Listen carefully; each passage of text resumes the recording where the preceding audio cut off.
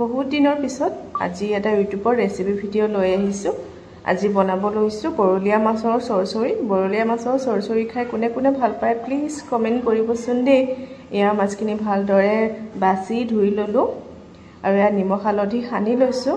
মানে বৰলীয়া মাছৰ চৰচৰি খাই খুবেই টেষ্টি লাগে আৰু আপোনালোকেও বনাবচোন দেই, খুবেই টেষ্টি লাগে খাবৰ কাৰণে।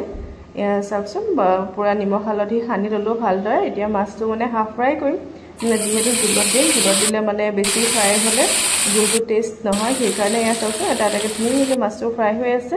আৰু এফালে সৰিয়হ, আদা নহৰু আৰু কেঁচা জলকীয়া এইটো এটা ভালদৰে পেষ্ট বনাই লৈছোঁ। এয়া ধুনীয়াকৈ এটা পেষ্ট বনাই ল'লোঁ, পেষ্টটো ৰেডি হৈ গ'ল। এইফালে মই কেৰাহীটো পাতি দিলোঁ, এয়া চাওকচোন এইফালে মাছটো উলিয়াই লৈছোঁ, মানে মাছটো ফ্ৰাই হৈ গৈছে ধুনীয়াকৈ।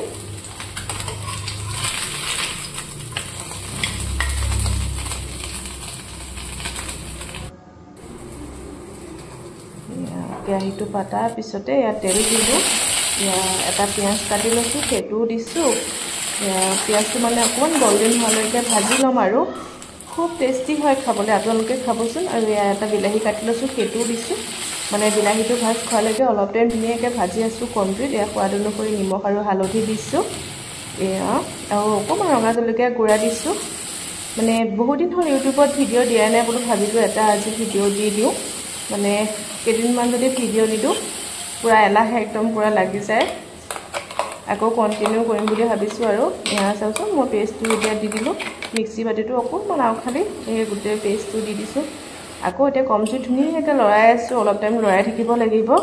এয়া চাওকচোন মানে যেতিয়ালৈকে তেল নোলায় তেতিয়ালৈকে মানে অলপ সময় লৰাই আছোঁ। অলপ সময়ৰ কাৰণে মানে কম জুইত ঢাকনা মাৰি ৰাখি দিম, পূৰা ফুটি ফুটি তেল ওলাব, তেতিয়া মানে খাবলৈ খুব টেষ্টি হয়। এয়া চাওকচোন ধুনীয়া একদম কালাৰটো। এয়া ঢাকনা মাৰি অকণমান সময়ৰ কাৰণে ৰাখি দিম কম জুইত। এয়া চাওকচোন পূৰা কি ধুনীয়াকৈ তেল ওলাইছে। আৰু এতিয়া উতলা গৰম পানী দি দিছোঁ, এয়া ধুনীয়াকৈ উতলিয়ে গ'ল। আৰু এতিয়া ফ্ৰাই কৰি ৰখা মাছখিনিও দি দিছোঁ। এনেদৰে খাবচোন, খুব টেষ্টি লাগে খাবৰ কাৰণে। আৰু ভিডিঅ'টো কেনেকুৱা পালে জনাবচোন দেই। এয়া চাওকচোন মানে মাছটো অকণমান টাইম সিজিবৰ কাৰণে মানে ঢাকনা মাৰি আকৌ অকণমান সময়ৰ কাৰণে ৰাখি দিম। পূৰা চিম্পুল হয়, পূৰা খাবলৈও খুব টেষ্টি হয়। চাওকচোন কালাৰটো যে কিমান ধুনীয়া হৈছে। আৰু মোৰ বৰলীয়া মাছৰ চৰচৰি ৰেডি হৈ গ'ল। আৰু এনেদৰে খাই কোনে কোনে ভাল পায় প্লিজ কমেণ্ট কৰিব। চাওকচোন কালাৰটো যে কিমান ধুনীয়া হৈছে। আৰু গৰম গৰম ভাতৰ লগত খাবলৈতো আৰু ক'বই নালাগে, আৰু খুব টেষ্টি। চাওকচোন মোৰ ৰেডি হৈ গ'ল। ওপৰত অকণমান ধনিয়া পাত দিলে বেছি ভাল লাগে, যিহেতু ধনিয়া পাত নাই তেনেদৰে আজি কাম চলাই দিছোঁ। আৰু চাওকচোন ভিডিঅ'টো কেনেকুৱা পালে জনাবচোন দেই। আৰু নেক্সট এটা ভিডিঅ'ত লগ পাম, ভালে থাকিব সকলো, বাই।